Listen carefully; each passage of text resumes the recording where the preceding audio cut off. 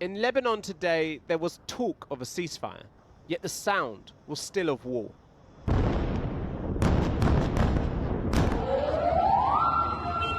As the Israeli Security Cabinet met to discuss an agreement to end the fighting, the Israeli Defense Forces launched a massive wave of strikes right across Lebanon.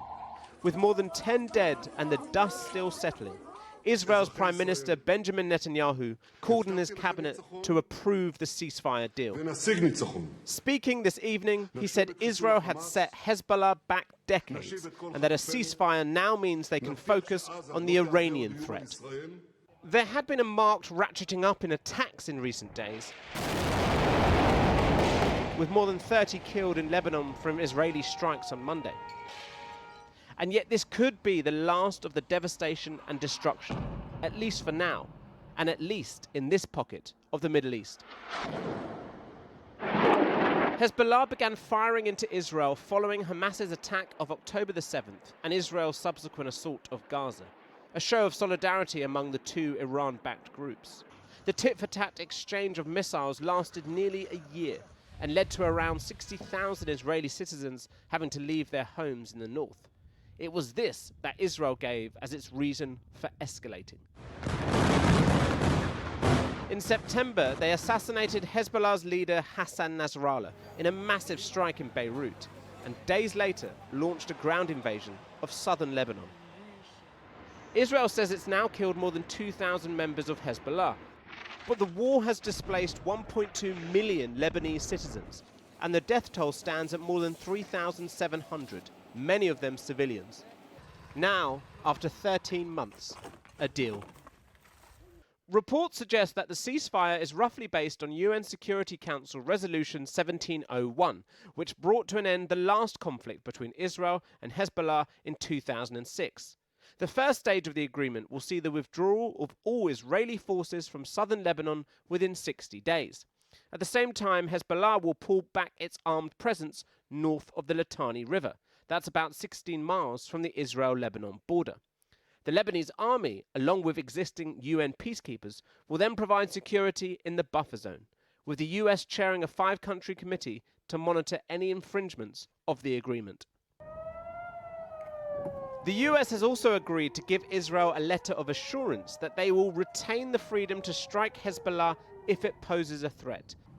Something vital in trying to sell this ceasefire deal to those displaced by the conflict. Most of them have spent months living in hotels like here in Haifa, and they do not believe the threat of Hezbollah has gone.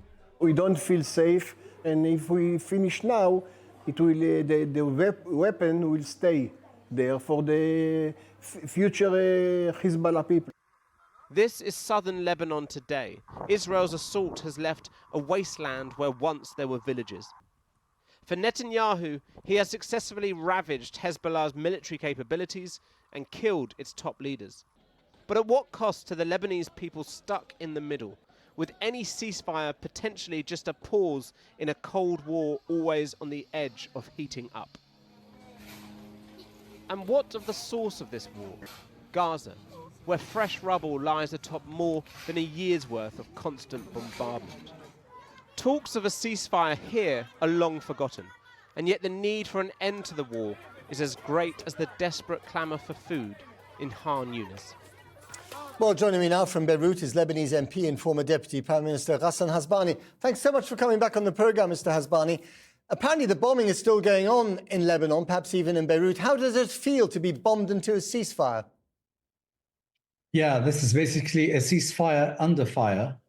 These are the last hours before any potential declaration in the early hours of the morning, tomorrow morning, of an agreement. This is pretty much an agreement predominantly between Hezbollah and Israel, also covered by parts of the Lebanese government under a certain process and sponsored by the US and various other countries, hopefully that it would lead to a more permanent solution later on. Right. So it gives you some breathing space. Is it enough to allow Lebanon, with all its incredible economic difficulties, to rebuild, to become a viable state again? Well, the ceasefire for 2 months is more of a trial period to ensure the implementation of UN Resolution 1701 practically. And this is basically what it practically is all about.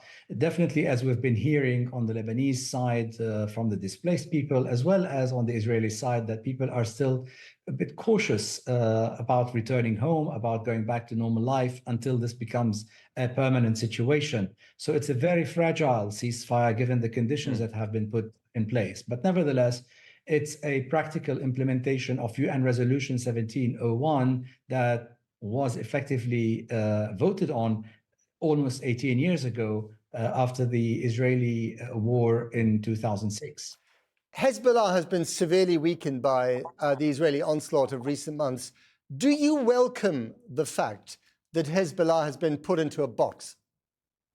Well, we were actually hoping, and we called for, as the opposition parties in Lebanon, for a peaceful implementation of UN resolutions, particularly 1701 and 1559, that call for the withdrawal from the south of the Litani River, dismantling the military capabilities and the handover of weapons to the legitimate and sovereign Lebanese armed forces to be all under the Lebanese government, sovereign government umbrella.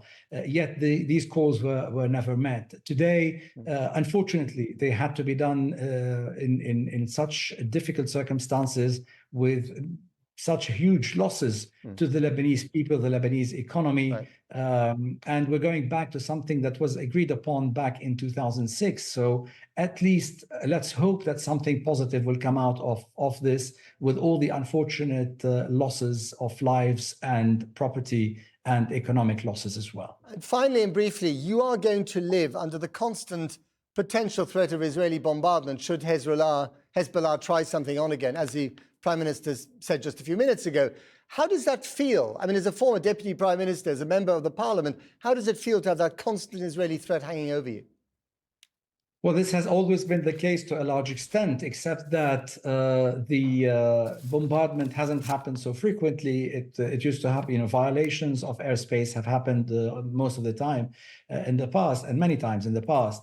But definitely, this is an issue with the sovereignty of the country. We were hoping, as a sovereign state, would actually be able to implement UN resolutions so that it would retain its sovereignty.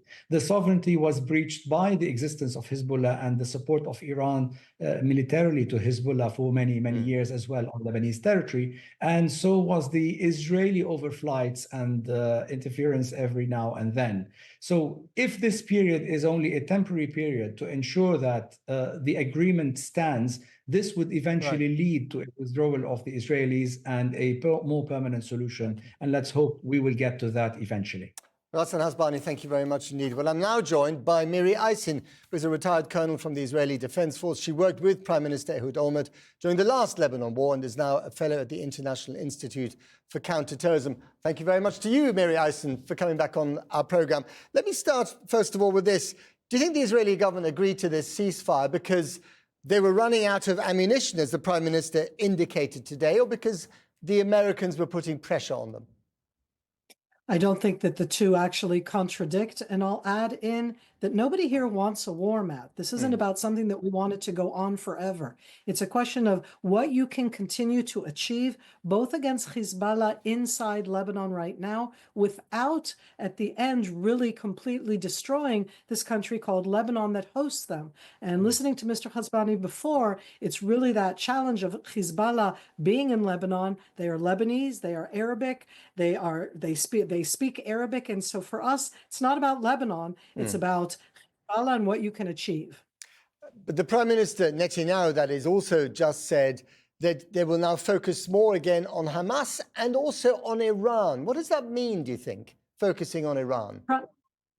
The Prime Minister has been very consistent, Prime Minister Netanyahu. I'll even say from 2009, he's been our Prime Minister for many years, in focusing on Iran. And in its own way, it's as if that the Hamas attack on October 7th, that part of the reason, just part of the reason for the failure, is because the Prime Minister was looking at Iran and did not see Hamas. But I say that right now, that at the end, Iran itself, as a country, 90 million strong, backing Hezbollah, backing the Houthi, attacking Israel twice directly, and their quest for the nuclear bomb is very scary. So I'm all for focusing on that. Having said that, we still have what's called the Gaza front, the Hamas front, and 101 hostages that are still in the Gaza Strip. Just a couple of things. I mean, it's interesting watching Mr. Netanyahu wear his red tie tonight, which he doesn't normally, but I wonder if he's channeling Donald Trump there. Does he believe that Trump will give him an opportunity,